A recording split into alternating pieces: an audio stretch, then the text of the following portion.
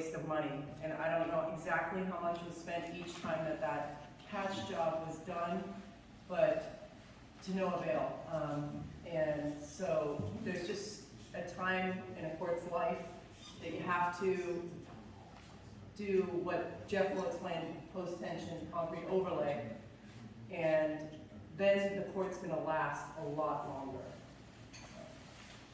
And so it's, ever since I've been here, they've been getting to this point. Or probably, yeah, this is probably the worst it's gotten. But, so, you know, it's been frustrating for a long time. Speaking of post-tension overlay, do you want to give us an overview of that? An overview of the overlay, Yes. who can do that? Should I use mine? Thank you.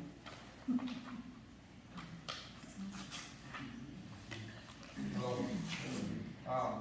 Is that good?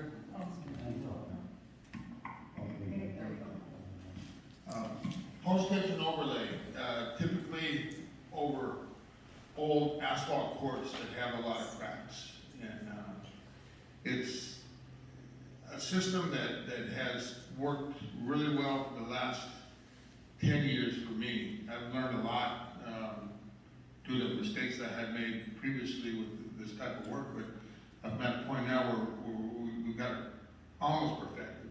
And there's a way of doing it. First of all, you have to look at the courts that could possibly participate in this type of a program. And they have to be pretty hammered. Otherwise, they can be repaired, they can be patched and color-coded and called good. But these courts here, for example, there's a tremendous amount of shrinkage cracks. And the shrinkage cracks are so huge now after, I don't know, how long has the court's been replaced? 20, 30 years, 40 years? No, about 27. 27 years. And a lot of courts that we do have a lot more cracks. They're voluminous, but these courts don't have a whole lot of cracks. They just have big monster cracks. There's the best situation for this type of overlay with the problem that you guys have out there, because it's extremely flat. The courts are not subsiding in any direction or anywhere in the whole system there. It's all really flat. The cracks are not displaced, meaning that they're not in different levels or elevations. It's nice, and this is just a perfect situation for an overlay. I don't think you can ask for a better reason to do this type of a fix. Can you tell us what it is, what the fix is? Yeah. Well, what we do is basically put a concrete slab over the top of what you have out there. And the concrete slab is special because it's a high pressure mix, and there's also a post-tension cable system that goes in the slab that gets tensioned after the pour. So in other words, we place the cables, we pour the concrete, and then within 48 hours we're back with a jack, a special jack that puts 30,000 PSI on each cable in both directions, and it keeps the cords from cracking. And they're really like a bridge in that case. So anything that happens underneath the new slab takes place and does not reflect through the new concrete. And that's the system. Is there an advantage to the overlay versus just removing the asphalt core and doing a conventional post-tension slab right on the side? Cost is number one. Number two is it's just a tremendous amount of impact around the courts to remove all that, especially this facility. There are facilities that are a little bit easier access, and sure, they can be torn out and replaced, and some places do that. But this is an ideal situation because the access here. Queensridge done? It should, I can't see from here. The Queensridge project when you Yeah. said that? Yeah, we did that. Oh, when was it? Oh, we did it this last spring and summer. And they had, courts that were not that bad, but they were, in a situation where they needed to be repaired. They were, not, the balls weren't bouncing well, and there were a lot of complaints, and so they decided to make the adjustments. Yes, sir. So you put the concrete down, do you put anything on top of that as a playing surface? Oh, absolutely. No, the concrete slab gets coated, so it looks just like what you have out there now, or different color combination, but, So it uses, it's an acrylic, with the texture added to it for the pace of the court. so that's another surface on top of the concrete. It's on top of the concrete. Underneath the concrete, this is on top of the existing asphalt, there's 2 layers of plastic that goes down that is a vapor barrier and also a divorcing membrane as well. So that's part of this post-tension system. It allows the new concrete to stay completely divorced of the old slab and allows it to move back and forth. Yes, sir. I'm sorry. Do we know why it's parting at the moment? Yes, it's shrinking. The asphalt loses its oil over the years, and it shrinks down like that. And in the summer, over the years, when the court gets hot and expands, it pushes against the walls of the cracks, and it gets bigger every year, just like this. It's a constant thing. So all these years, over the years, the cracks have grown. They're huge out there, but there's not that many. There's just a few that are big. I'm sorry, I don't understand. When something shrinks, it gets smaller. So Right. when it- So wouldn't that compress and then move up? No, if it contracts, the cracks get bigger. So if you notice that there's one longitudinal crack that runs pretty much all the way Yeah. across both the courts. And then around the edges of the court, so you've got cracks there. So you've got the courts have separated into 2 independent sections. And those sections are shrinking back to the center, and things shrink to the center. So they're actually shrinking independently, and it's the 2 shrinking actions that create the increase in the crack. Would you say a little bit about the length of time it takes to start this process from start to finish? The prep work is all about the layout forming and all the setting up all the conditions to make this work. And we could be 3 weeks to a month on setting everything up and getting it exactly the way we want it. We have some drainage issues out there we have to deal with and a few little things. But there's several nuances that would create a period of time in the 2-3 week range to make it work. So once we're prepped, then we pour the slabs, and that's a 1-day project. It's usually we try to do it on Saturday with less impact on people, and we can get in and out 1 day with the pour, and it comes out real nice that way. Yes, Are there anchorage points? Or is it just a floating surface? it's a floating surface. So there's no anchorage points, once you pull the cables tight and get it down to the tension like you want, that basically is just a floating surface. It is, and the net, or not the net posts, them too, but the fence posts that go around the perimeter, they get a foam wrap that allows enough movement, when the tensioning takes place, that, they don't anchor the slab at all. And it is free floating, but we're talking about movements in the millimeters. It's not a whole lot of movement, but, But you're saying around the fence post, yes. but my understanding was is the fences are going to be removed, is that just the chain link portion? Chain link, But exactly. not the stanchions? Not the stanchion, stand all the posts and the rails and everything pretty much stay, during the course of the project, and then we replace the fence later. Okay, but is there, I thought there was work that needed to be done on some of the stanchions. There is very little work to be done on the stanchions out there. They're all really nice shape, and we're gonna paint them. That's what we're gonna do. We're gonna strip them and paint them, so that But what about, there was an extension they were talking about? we haven't decided yet what we're gonna do, but typically, we pour the slabs, and 5.5 inches shorter than typical, but it's not because we shortened the fence, it's just because the floor is higher. Yeah. So the jury's out for us on whether we're gonna weld on stubs and raise the whole thing up, or just put it in, with a little shorter element. However, the hard thing for us to do is trim the fence, because we have to make, the fence only comes in 10-foot heights, and so we have to cut that 6 inches off and what they call cut knuckle, so it looks original. So we have a choice, we can weld stubs on there, or we can do a cut knuckle, so we have either way, it's a tough job. Yeah. Yes, You mentioned that, with this concrete slab, it doesn't matter what goes on underneath, right? not really, it's, it has to have, it has to be independent of what is underneath. That's definitely what happens.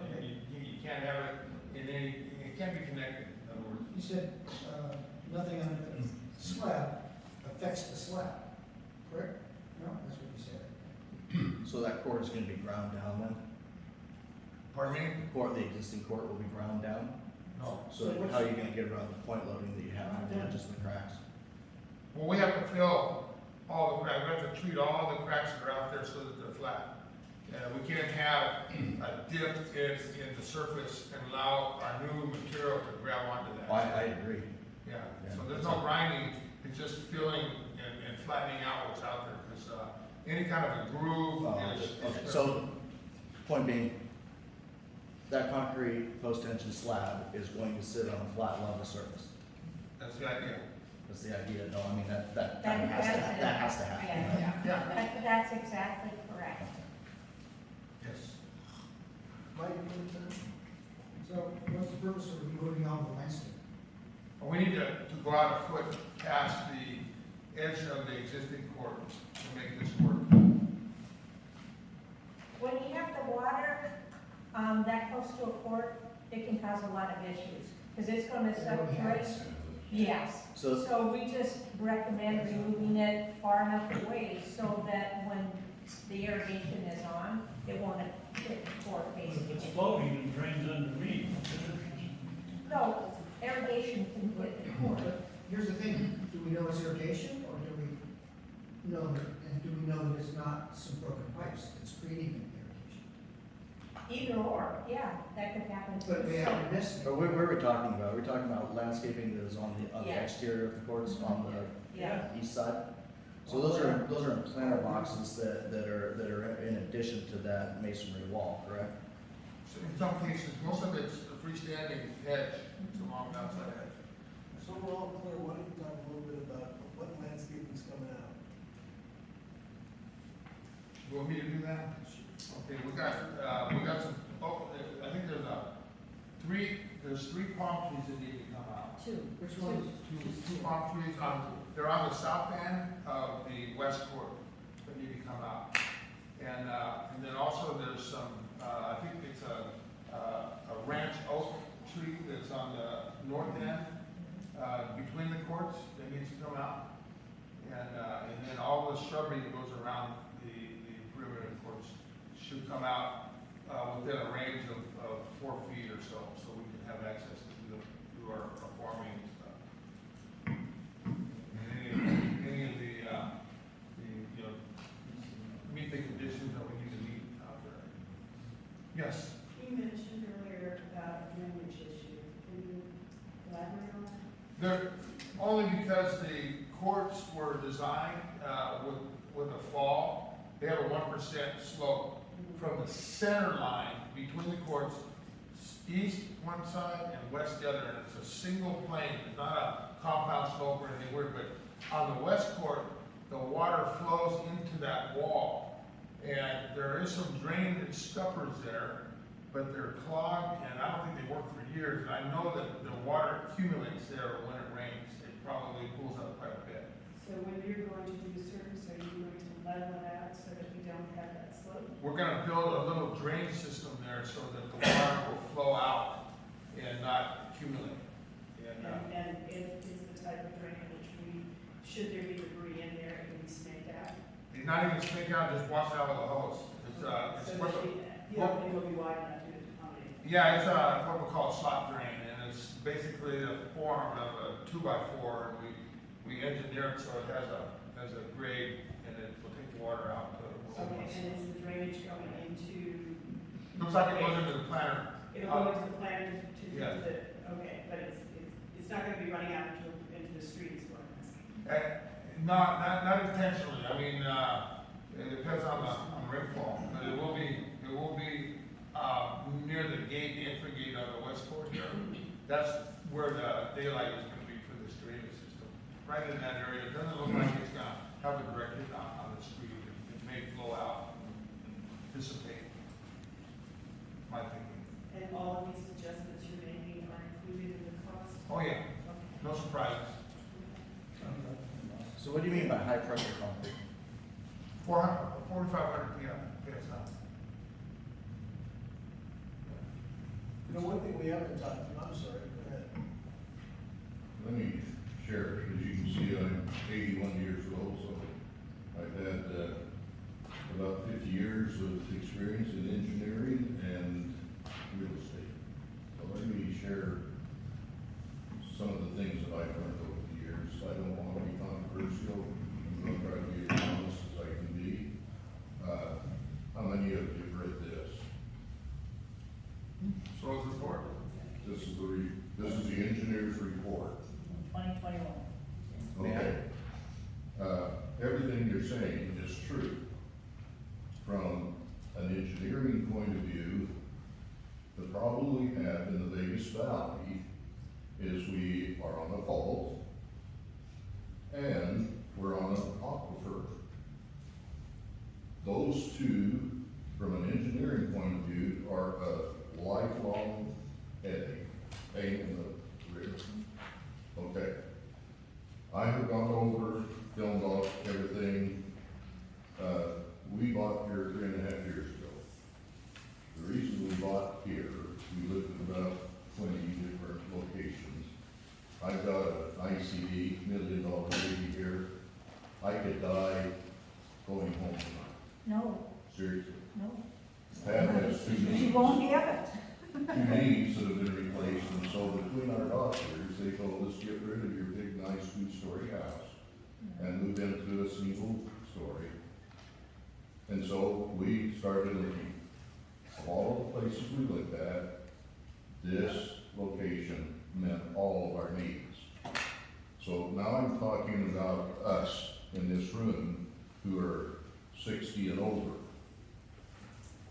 When we bought in here, I didn't pay cash, been in the business for 50 years. I don't know how long I'm going to be alive. I do know that one or the other of us will die and we'll leave this to our 4 kids. So I didn't want to tie up my cash, so I have a mortgage. As I looked at this, now, I was on the school board in Houston for 9 years, 80,000 students, 8 high schools, all of it, everything.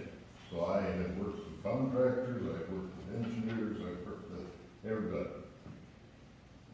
What we have, the problem that we have in this room is we don't have any control over Mother Nature. Mother Nature, now, I'm talking from an engineer point of view, the tension idea came out about 20 years ago. In some areas, in dry areas, it works fine. Where there's moisture, the contractors are moving away from it. Now, here, I talked to Las Vegas Paving, their number 3 man is a good friend of mine. I talked to him about it. He said, basically, the only way you're going to overcome that is to go under with rebar.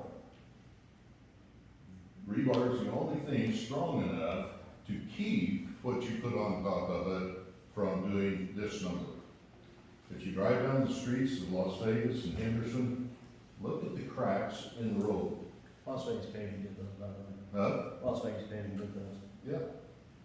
You can tell which way where the earth is moving. Those that are going this way are probably coming because of the fall. The ones that are going this way are probably coming because of the fault and the aquifers. So those are the natural things that we're dealing with, which is a real pain in the keister, quite frankly. And every contractor I know and every Las Vegas paving guy I know, they all fight the same problem that we're faced with, only much bigger. As I surveilled this from a real estate point of view, if I were to do an inspection on this property, the thing that I would be most concerned about is what does it look like at the present time? How long are we going to be using it as individuals in this room? And what is the best solution? Now, you've heard the old adage, you put new wine in an old bottle, and what happens? The same thing is true in engineering. Put new wine in an old bottle, and you're going to have some of the same old problems that you've had before. You're going to have some new problems that you haven't even thought of yet. So we need to take that into consideration. Now, I want you folks to know, when I read these two things, I was very concerned. Legally, I hope this isn't accurate. Because if $34,000 was paid to somebody in advance of that contract being signed, that's money laundering from a legal standpoint. Money laundering. You didn't have control, and so lawyers will either say you were forcing them to buy, or you were trusting that they will buy if you give them $34,000. I've been in courtroom after courtroom after courtroom all my career, folks. Legally, you've got a real problem here. Well, why don't we talk about that next? Huh? Our next agenda item has to do with the financial end of this project, and we can address that. You're gonna have to speak up. I'm 81, I've got hearing aids, so speak up. We're gonna move on. Okay. We're gonna address All that. I'm saying, folks, is whoever signed that check, you've got 24 hours by law to get it out of there and back in this checking account, or the federal government will come knocking. Very good. Yeah, it's a serious problem. I don't And understand here, more clearly what the gentleman's point is, other than hearing that, given nature, rebar is something that you're suggesting needs to happen before the cement overlay? Like, I don't, you've come to the table with a concern, but I'm not hearing a solution May I for those of us that want a tennis court to exist. say a couple things? First of all, judging by that bid that I was just shown, one of my concerns is that what you proposed in this bid doesn't meet the requirements of the geotechnical recommendations for either your overlay or anything else. Yes, there are faults throughout this valley. We are in a drain pipe, you know, I mean, and, you know, you can all go read the first 3 pages of this report and it'll put you to sleep, and I know that because I've read 1,000 of these reports. So, Well, I'm not concerned about the legality of there being a fault. about legality, I'm concerned about That I'm the not concerned structural about. part. I'm concerned, I mean- I'm concerned about the court itself. this loan right here, guys, for a bunch of 60, 80-year-old people is not smart. Not smart. Let's keep And going. you don't want to put your kids in a pickle with something that is going to continue to do what it's doing. I don't care. At this point, in the latest engineering and so forth, there are still houses. Watch my lips. The people who have bought these $1 million plots up on the hill here, if we have a tremor here, you're going to see that whole area look like we've just seen with all of the tornadoes. I agree with that, because there was no engineering that was done on those lots whatsoever. Places all surrounded by rock. But this is different. We can't solve the problems of the village. So I was just, That's all I have to say. I was gonna clarify what he's referencing to is that the contract was signed by our side on December 14th, and then it was not signed by the contractor until the 22nd of this month, which was last week. And there was a deposit of $34,000 paid in between that time before we had a ratified contract. Now, the last meeting, we had Terry promise that there was something coming from, That I could- thought you Just signed signed it, it. and I said that the contract was The- sent the to going John. over the years could be a real legal problem. yeah, that's what he's referring to. So you had an unratified contract. And we paid a $34,000 deposit before we even had a contract, technically. State of Valley requires two sides to sign it. And So attorney unless three. Taylor or someone has another contract that was signed prior to that, this is the only contract that's in question right now. So if anybody'd like to look at this, I have more than one copy of this, so. Very good. Okay, he's talking about the tennis court shifting, so, you're saying it's not stable here, then why don't we have a problem in the pool? Why don't we have a problem, like here, if the ground is shifting, it should be shifting everywhere, and it would seem to me there would be cracks in the pool. In our houses. Around here, in our houses. Drive down the streets, There's cracks in the Well, sidewalks streets are all asphalt, over, and too. we This fixed is many of asphalt them. laid over ground here, you don't I have know, anything but underneath. underneath. Asphalt has about a 20-year lifespan. Underneath. If what's covered in that, trouble. depending on how they pour. It depends on how many cracks are in there. Cracks, the water gets into the cracks in the asphalt, that oxidizes And that's the, different than. that causes rust. All right? I hope so. But what I'm trying to say is, the courts are old, the courts are old, they have achieved their lifespan. And it's time for them to be replaced. Now, the question is, do you want to replace them with like and put the exact same thing out there? You can, you'll get about 20 years of life out of them. The proper way to do a tennis court, if you want to, that's been done all over the valley, and I'm familiar with your work at Queens Ridge, is a post-tension system. Now, it's debatable whether or not it's better off going with an overlay system or going with a remove and replace. My big concern is that there are specific recommendations that I assume we all paid to be given that opinion. That was generated by two professional engineers. And they gave recommendations, and the bid that you provided does not follow those recommendations. You're talking about the 21 report? Talking about They basically said, folks, here's what I'm telling you what it is. If you read that from an engineering point of view, you'd say, do not touch it.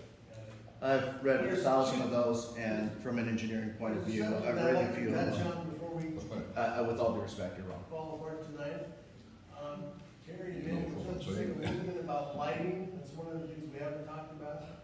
Right, so that's, because we're gonna move back to the process, that, to understand, the board voted unanimously on this. A contract has been signed, a deposit has been made, we have a binding contract, we're moving forward. So one of the things that we're still gonna discuss at some point is, we have lights out there that are 26 years old. They're a metal halide light. And there's one that's already failed right now. So again, we're back where we were in 2019. Are we gonna put money into an asphalt surface that can't be adequately repaired and will never have a crack-free, or an area that doesn't have big cracks? So at the same time, we are currently getting bid, and managing this, to replace the tennis court lights. Because are we going to put money into bringing lifts in and repairing lights that are 26 years old? So again, we have a fiduciary responsibility to maintain the common elements, which are our tennis courts, our gym, our pool. you know, from that point of view. So we are at a 26-year part where we need to work on our tennis court. So that is the next thing that is gonna come forward, is information on lighting, to get the, again, which we're doing, the best bid we can, for something that can replace it, so we don't waste money on something that's antiquated, that loses energy. We want LED lights, and it's the right thing to do from this point. So again, we're improving our community, and we're going from there. You mentioned a judiciary report, Responsibility? don't we have a larger one towards our reserve fund? Yes. Shouldn't that be the prime, area we Well, want let's our move on to attention? finance. That is the perfect leeway to move into finance. So let's do that, because that's the next step on the agenda. So yes. Do you know what the Jeff, cost I have a is? question. Yeah. Sure. Yes, sir. Have you read Total these cost is gonna be like 2019? I went through it, I didn't read it word for word, I went to the important points that I needed to see. Okay. A couple things I want to bring up, and one of them says that our courts are within 560 feet of a major fault line. The second item that was mentioned here is that the fissures are the result of the subsurface erosional process. Go back a little further, and the engineer recommends this. We recommend the landscape irrigation be thoroughly inspected by a qualified professional. Identified leaks, required maintenance or repairs should be addressed prior to replacing the concrete slabs. In 2019, when this study was done, it was done at the behest of 3 directors who I know just love spending money. When they read this report, they decided, no, we're not going to spend money on the tennis courts, we'll spend it someplace else.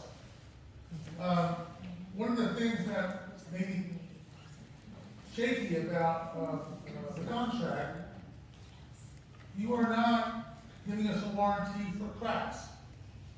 And you specifically state this does not cover cracks.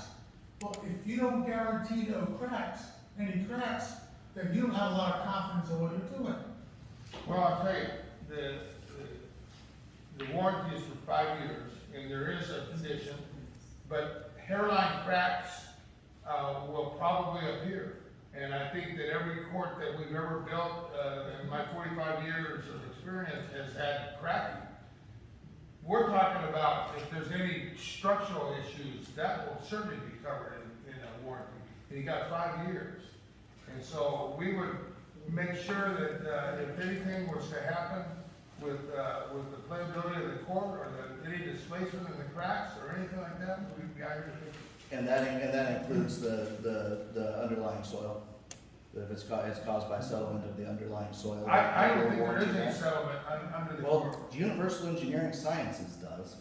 Well, I tell you what, I've been doing this for a long time, and I can tell right now there's no subsidence out there.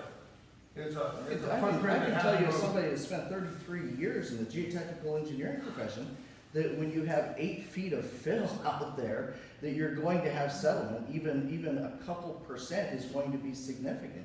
And if you're going to, and this is the time to address that, not just skip over it, because you can't say that you've got a drainage problem and then say that you've got a flat surface at the same time.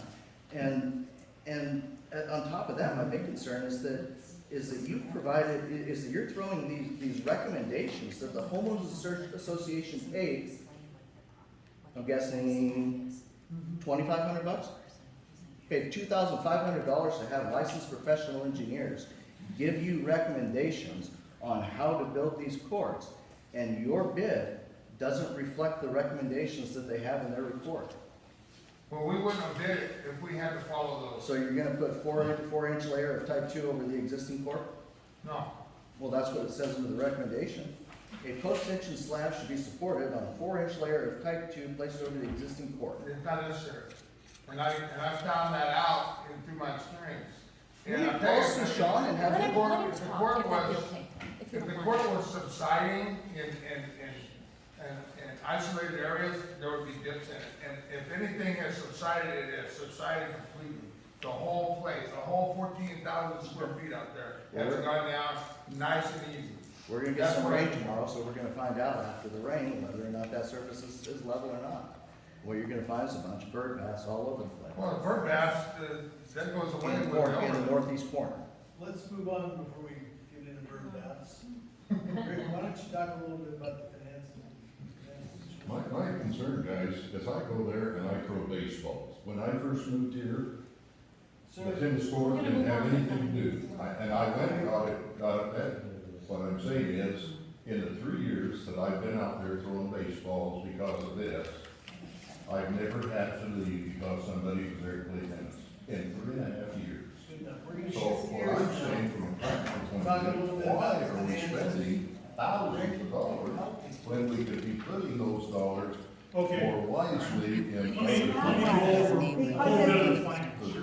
Okay, go over it. The big issue in the meeting, and what I heard over here somewhere, is that we need to wait. And we need to wait till the reserve fund is bigger. In 2022, we were putting $225,000 a year into the reserve fund. 2023, we put 306, it's roughly 20. 2024, we're gonna be putting 348. The goal is to get to 100%.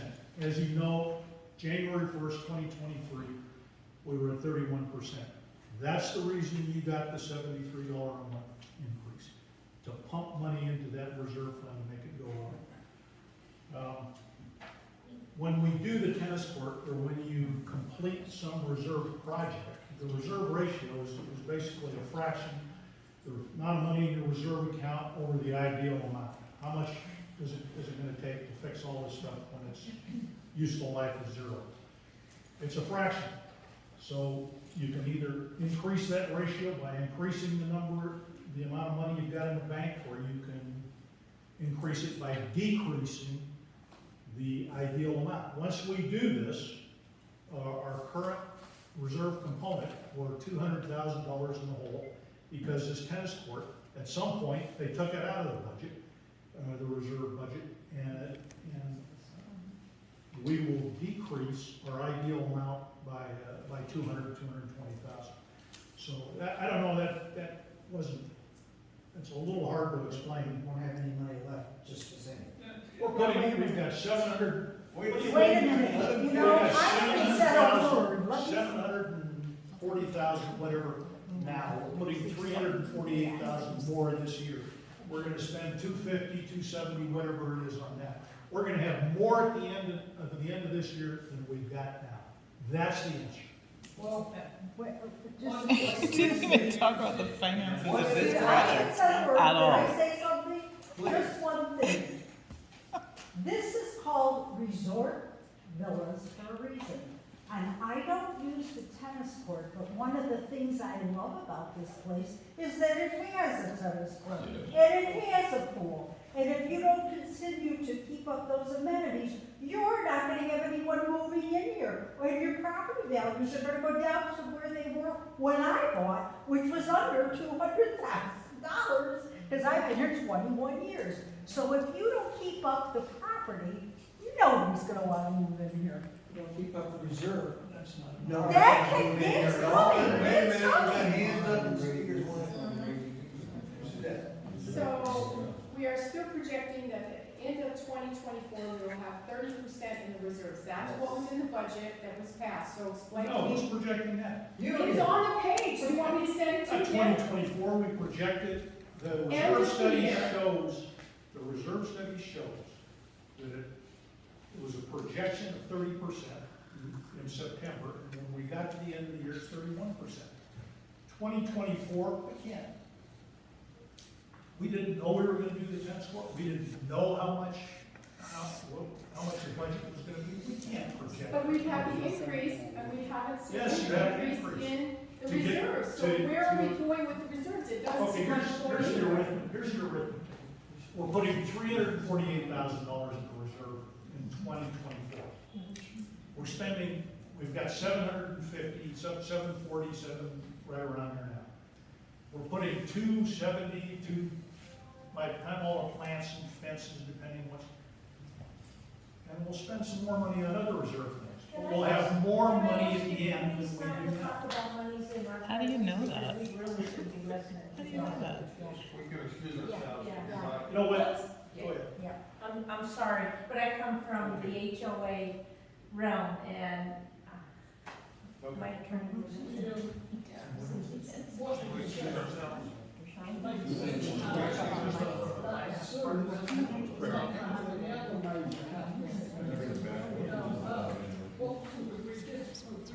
Spending money on additional comments. And property. We don't know that we're gonna have another 10 roofs. So do you not spend money on anything because you don't know?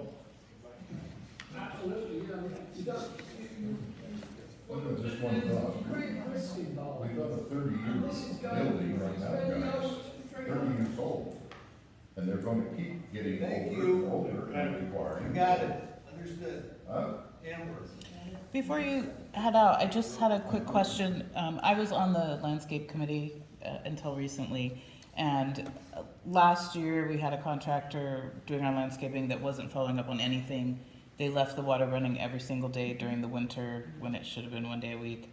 But around the tennis courts, like here in front of the clubhouse, right by the tennis courts in front of the clubhouse, on the other side, back behind this side, there were over a dozen major leaks, not just baby leaks, but really just gushing out of the ground, running down into the drain.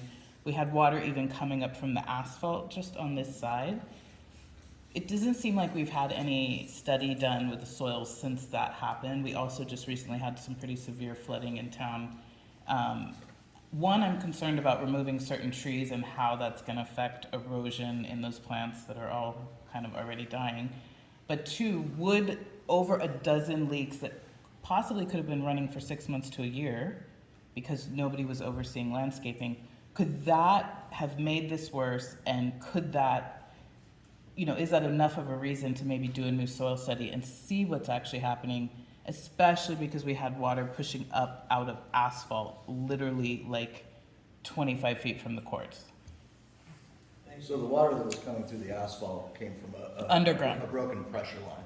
And the only way that the water can get up is if it's under pressure, because it's not magicking anti-gravity, so that's how. Well, we that's just what had a happened. lot, like water running a long time into the sewer north of this Yeah. building. No, And then we had flooding, massive flooding in the pool area just on this east side, which is just, literally like 12 steps from the court. So I'm just wondering, the soil study is, 2 years before all that happened. Would it be in our best interest to get a new soil study and make sure that what's moved around? No, because they take in the actual soils and compaction. I mean, it can get moisture, absolutely. I don't believe that's the cause of the deterioration of your court, because it's still gonna dry up. Yeah, with regard to the water line break that had happened a couple months ago, yeah, I wouldn't think that's influencing. Yeah, I wasn't here, I didn't see it, so. However, if the landscaping was left on for extended periods of time, that could have very easily caused settlement issues at the base of the court, particularly in that northeast corner where you have the most fill. And it looks like, from me being out there trying to play tennis on the courts, that it seems like there's a depression there that needs to be dealt with. So tomorrow after the rain, can you just take a picture for us and send us that area? We can look at it again, then we'll know how to deal with it going forward. Just looking at it visually, it doesn't appear that would be an issue. So, if we could just get a picture, that would be wonderful. Ray, did you have a comment? Yeah, Rick, on the budget that's posted to the Taylor website for 2024, on the reserve analysis, I was surprised to see today that the tennis court amount was $135,000. We now know that number is probably going to be around $275,000. Does that mean that some of these In the other, reserve study, it's carried probably a little low, 200,000. What, the 134, is that, where is that? where's the 130? Yeah, where are they? It's on the budget. I got it highlighted. It's 200,000. So again, in support of what this meeting was sent to be, it's supposed to be a workshop, allowing the community to know this.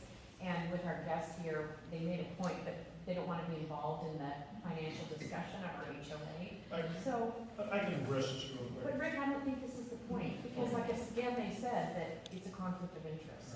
So we have to respect that.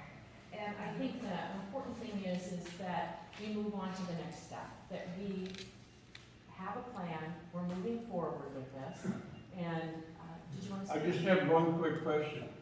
Are you the engineer that lays out the forms and the cables and everything else? You are, because laying post-tension cabling out is an art in itself, so you're a certified engineer to do that? Well, we hired a certified engineer to do it. I don't. Oh, so you have a certified engineer that we give with the plans that's going to lay the whole thing out? Right, and that's why Because we by the time that's done, you gotta set the posts and everything, 'cause you can't be drilling holes in recessed concrete because you don't know where the cables are. Right, no, exactly. We set everything in advance and we know where the cables are and we. So so the engineer you hired to do it, that'll be in the drawings of what you're gonna do, and we'll have a copy of those, so we know for future what went down. Right, well, the post-tension, they have an engineer on staff and they draw up the layout and then we submit that to Geotech's third-party, inspector, and they come out and make sure it's all Okay, 'cause, exactly the way. I know they do cantilever, concrete all the time, and it's gotta be done right, otherwise people fall down into the Grand Canyon. No, exactly right, there's a lot of things, a lot of steps involved. But as long, you have an engineer that's working with you guys, so that's, So you're right, so there's a third party engineer that's going to inspect to make sure that you did the work in accordance with the plans, correct?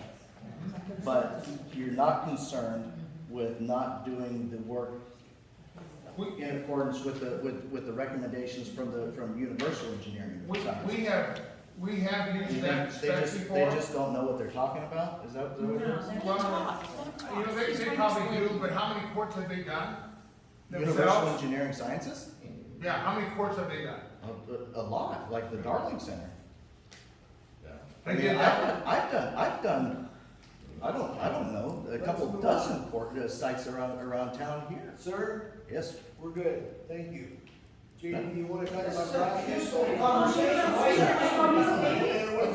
Conversation at the committee. I'll just point out that I'm the only person in the room that knows what they're talking about, and I can tell you that he's giving you a bad bid, and if this board approves a bid that is in conflict with the recommendations that you paid for, then I'm gonna raise a stink about that. Have a good night. Good night. JD, please. We are putting ourselves at risk if this project doesn't work out. People come back and say, why didn't you follow the engineering study? We're hosed. We've got nothing to stand on. If we're gonna do anything at all, I think we should update this engineering study to make sure that we got our butts covered. Yes. I think the important thing is we're using a different engineering company, Geotech, who does a lot of tennis courts.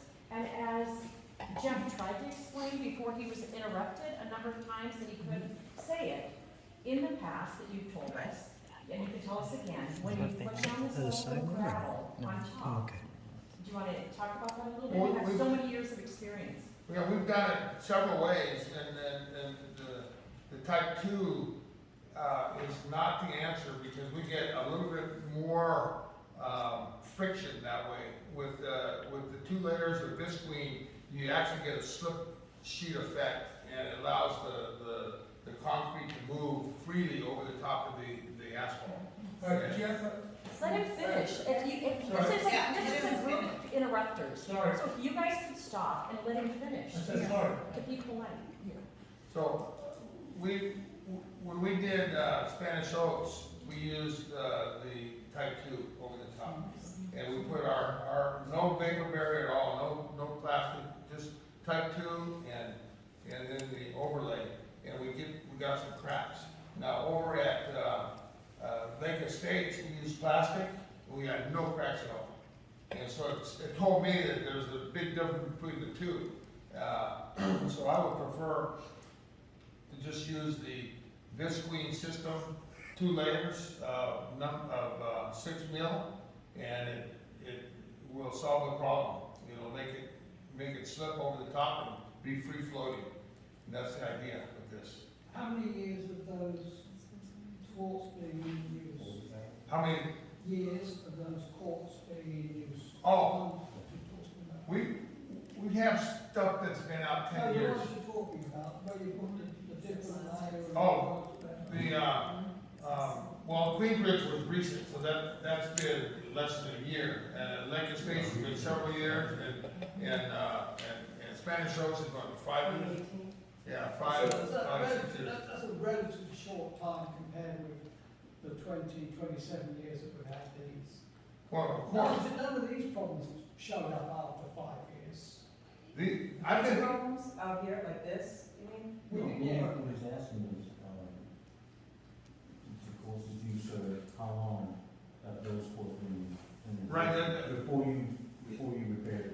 Oh, yeah, the Spanish Oaks, I think that was out since when, the 80s, 70s maybe? And that's the one. And there was, That's the one you're referring to, the last one we spoke about, the layers, with the plastic, and that's been there 20 years. yes, You did that one 20 years. 10 years. 10 years. How's it been there 20 years if you did it 10 years? No, the original court was 20 years old. The original court was 20 years old I'm before not part of the. that original court. I know, but that was the misunderstanding. Yeah, How long 10 was the years, new one? 10 years. Okay. I just have one quick question. Have you done any courts in this similar fashion where it's not just flat ground surrounding and it's actually irrigation and plants? Spanish Oaks is a perfect example. It's on a hillside, it was all filled, and it's held nice. No It was filled when you did the repair, it was filled? No, originally. When they built it? Built up. It's on a hill, and there's the courts, and then it goes down again. And so when they redid the courts, what was the issue with them? Just cracked. They Hammer. were a mess. Do you have before and Like, after of our those? courts. Do you have any photos or before and after? I wasn't there before. They're Oh, floating I- around. Yeah, we have photos that are here somewhere. Could you guys post those for everyone to see somewhere? Jeff, I understand. we're Could you using post it them as for your everybody? effort. We're gonna use geotech, No. they're gonna be our third party. Can they give us a similar study as you had done 2019?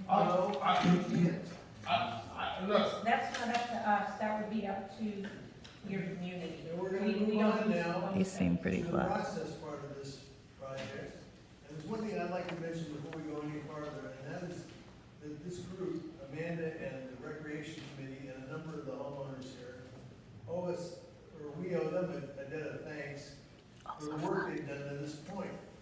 I mean, we're not talking about rearranging and making changes and rewriting contracts. That's already been done. What we're talking about next is process. There have been a range of homeowners, committee members, surveys, 66% want new tennis courts resurfaced. We've had field trips to other HOAs. We have brought in vendors and contractors. Thank you for the work you've done so far.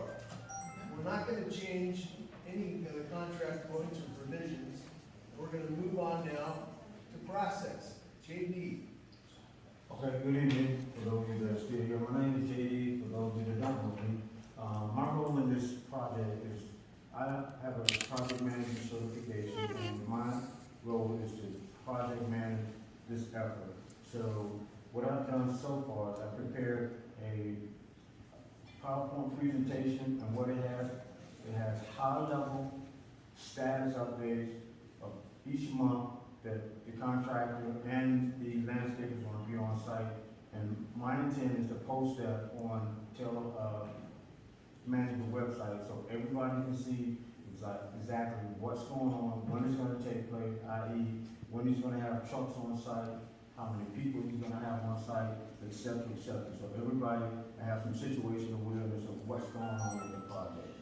We also have a milestone, so that everybody can see from the beginning to the end, exactly what critical milestone that he's gonna perform throughout the project. So everybody will know what's going on for the project. When can we expect the first shovel? Pardon me? When can we expect the first shovel?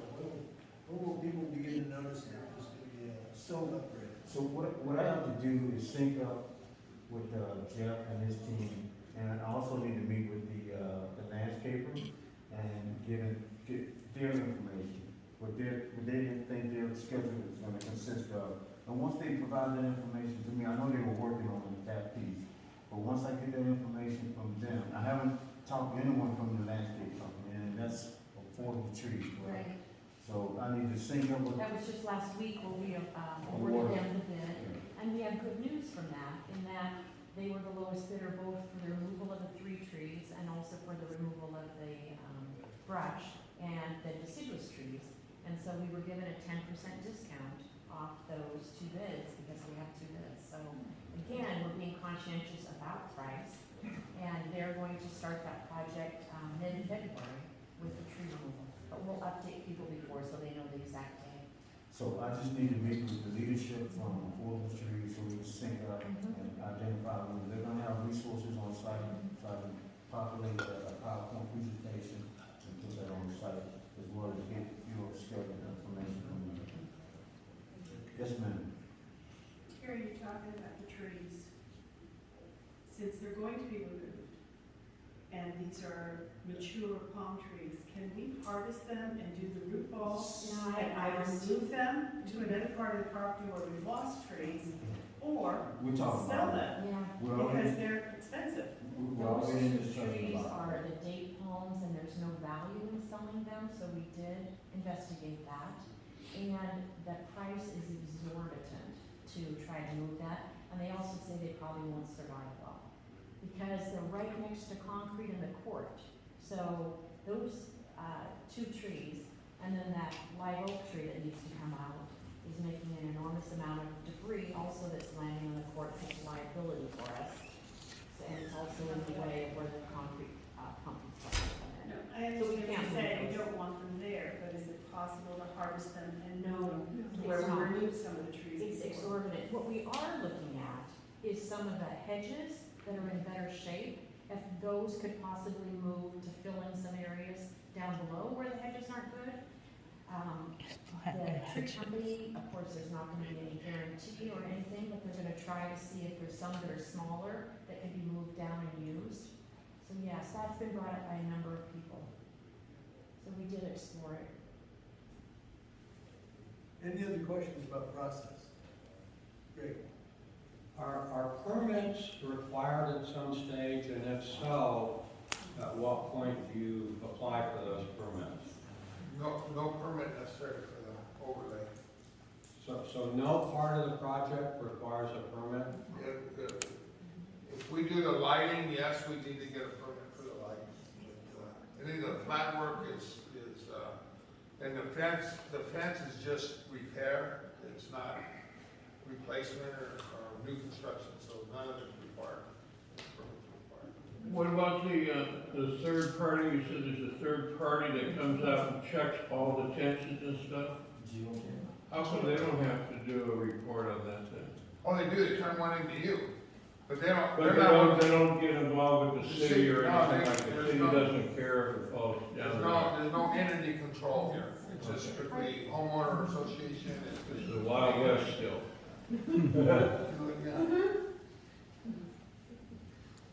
Any? So, I'm not against a tennis court, I'm against spending money at this point with our reserves, but I would like to correct something that was said, I don't know who said it, but it isn't 66% that want this court, because the survey that went out, 298 units we have, we only got like 90-something responses, so that's not even enough to say that 66% of our community wants this.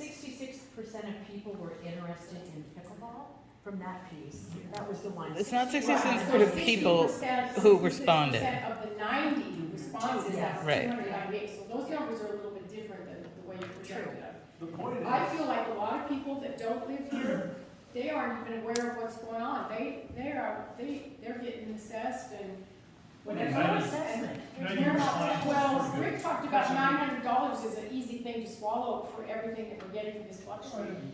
That was, I don't know what I didn't say reference that. that was to. I didn't say that. Yes, I you said did. that- Yes, you did. That's But not listen, me. What I said was, whatever this ends up costing, divided by $900. I said, think about that, what that means to the value of your property. $800 or $900, do tennis courts, look at them now, what kind of a drag is that on your property? Yes, exactly. It could conceivably be 5 or 10 times the investment we're putting in there. And if you. What investor, what homeowner's gonna come and look at that and not think there's a problem? That's what I said. This lady made the point about, who's gonna buy it if we don't have tennis courts. However, I'm talking about the amenities. If it's tennis courts today, next week it's the pool, then it's the gym, then it's the. Let him clubhouse. finish. You don't care enough. you can't concentrate on what's happening and not what might happen. That's not a good argument. Anyway, you were right when you said it's important for people that want to buy it. However, more important is that most people come in to hear they want to mortgage. If our reserve fund isn't where it should be, that can eventually affect the ability to get a mortgage. So it doesn't matter how nice the pool looks if our people can't get a mortgage with our reserve funds But our upside. reserve fund's being addressed. Slowly but surely, it's going up. They spend them as soon as they charge them. There again, you're talking about what may or may not. Are we gonna Well, other things may or may not, we don't know what's gonna happen tonight, the whole mailing is If you're covering the reserve fund as we are now, and not spending the money, you'll know that things are not. And then the price will go up twice the amount. All right, and and it just keeps waiting. Last week I talked, there's a unit in here that went into contract. For those of you who don't know, I am a realtor. So I watch this community, so I can't remember off the top of my head which unit it is, but it's one of our agents in my office. No, we do And we things talked honestly. about We this. don't like They this. didn't have the right amount of reserves in that we, I'm sorry, the amount that the association is per month. It's still at 420. So that came up, and then they found out. So the buyer may or may not be dropping out just because of that, because it's hard to get a loan at the interest rate we're at, and then you add that in there, and they can't qualify. So we are creating a problem with our, not just reserves, but also the amount that is costing us for our living here. People will not buy them, will lose your If you're value. gonna live here, you have to. Okay, we're gonna excuse ourselves. Thank you for Yeah, having me. thank you for, taking on our project, and we look forward to the process, JD managing it and us overseeing it like we continue to do, treating this community like it's our own home, and making sure we get good work and good value, because we're Yes. committed to that. Yes, I agree. So, thanks, everyone. Thanks, guys.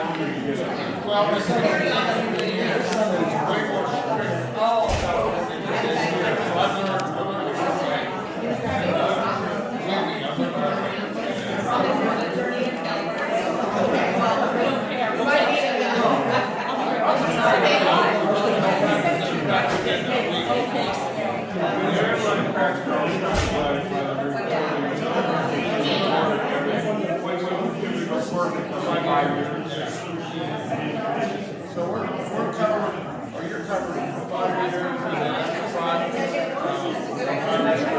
another program.